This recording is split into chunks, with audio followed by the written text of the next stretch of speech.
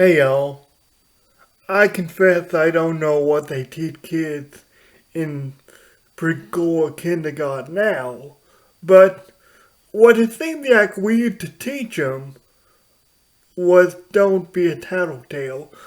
Don't get someone else in trouble, basically. May seem like a weird framing device, but this relates very much to the gospel and what we're going to talk about today. Turn with me to John 8, 1 through 11. That's so simple even a child could understand that concept. John 8, 1 through 11. Now, but Jesus went to the Mount of Olives. Now, early in the morning, he came into the temple, and all the people came to him and he sat down and taught them. Now, that's important. He's in a temple, he's surrounded by a lot of people. It's not just the people who come up to him, he's surrounded by a lot of people in the temple. The temple was busy, especially in those days. But we move on to verse 3. Then the scribes and Pharisees brought to him a woman caught in the act of adultery. And when they sat in his midst, they said to him, Teacher, this woman was caught in the act of adultery in the very act. So what that so one could find a strange that it says in the very act, but what that could mean is someone caught her red-handed.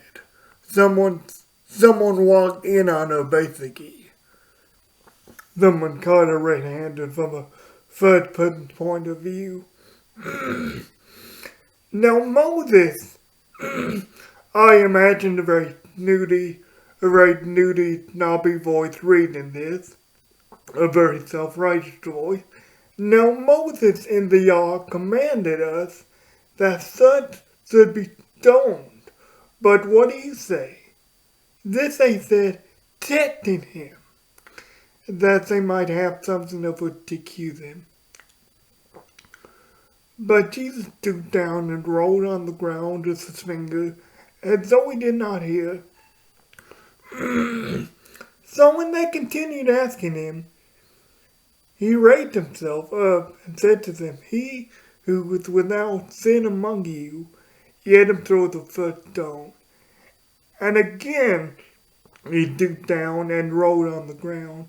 Now we don't know what he wrote.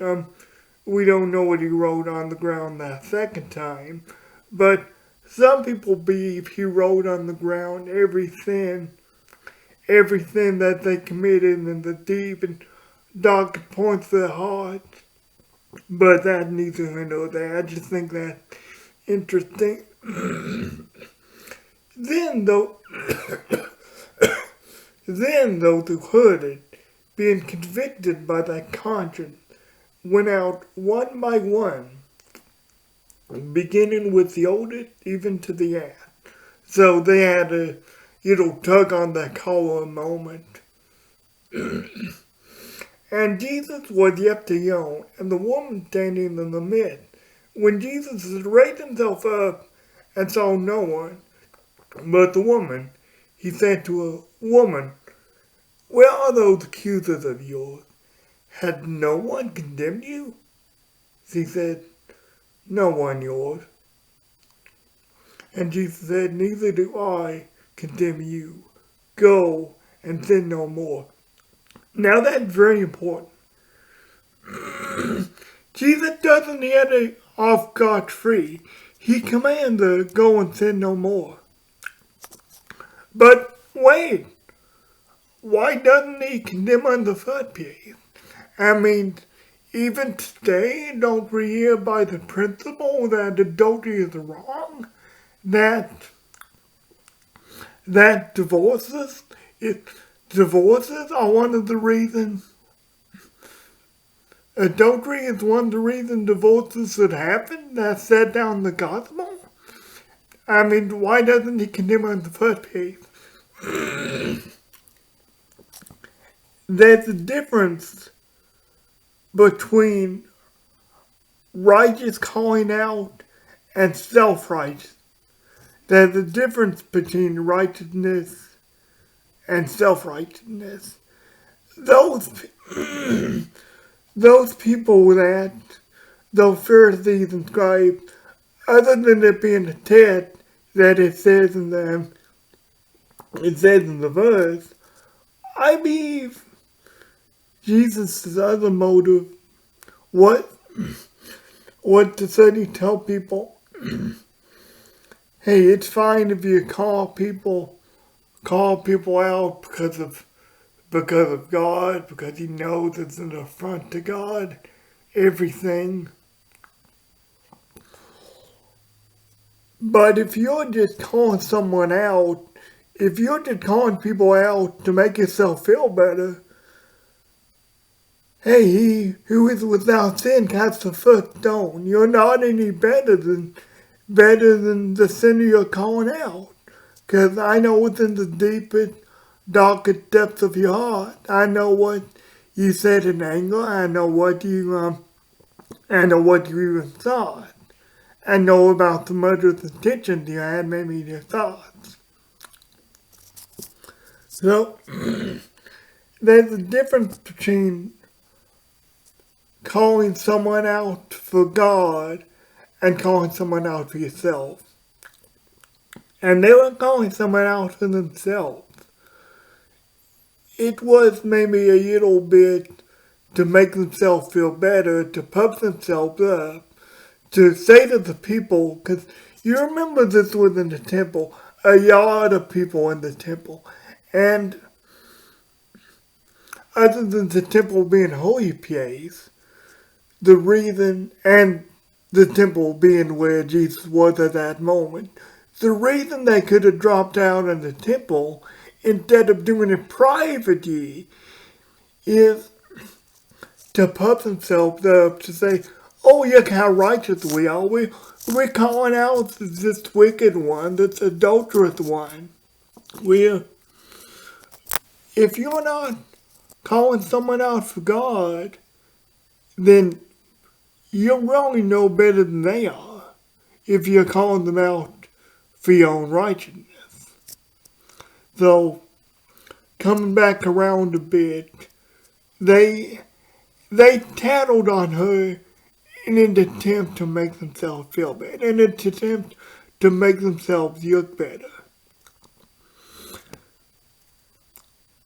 Other than the trap them, that was a motive in the heart, I believe. And that's the motive today of people. I mean, why? It can be easy to fall into this mindset. To fall into this mindset of, oh, did you hear what they did? Did you hear what they did? Did you hear what he did? Did you hear that he stepped out on his wife? Did you hear that he stepped out on her husband? I'm glad I'm not like that. I'm righteous. I'm not like that. I'm okay. But you're not. That's an example of calling someone out for your own sake.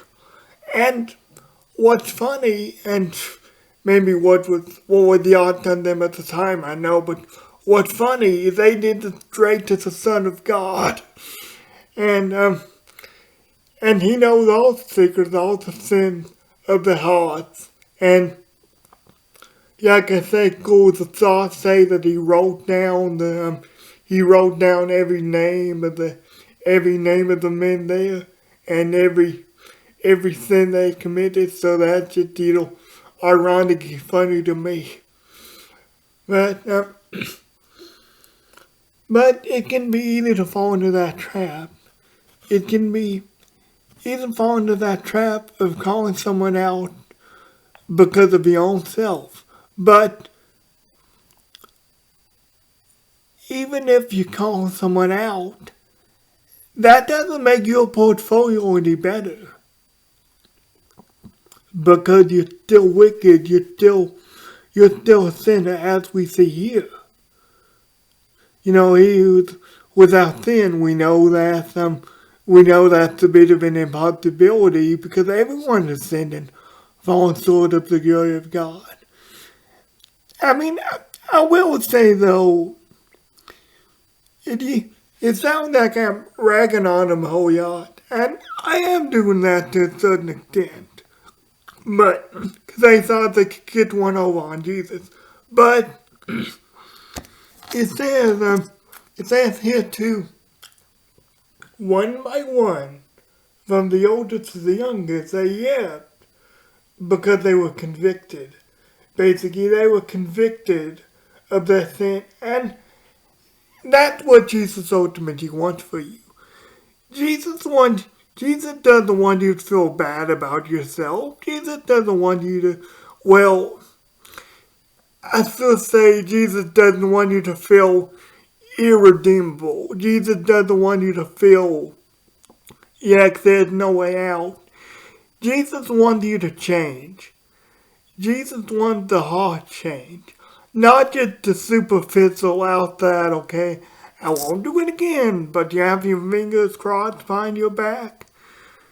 Jesus wants true heart change for you because he loves you.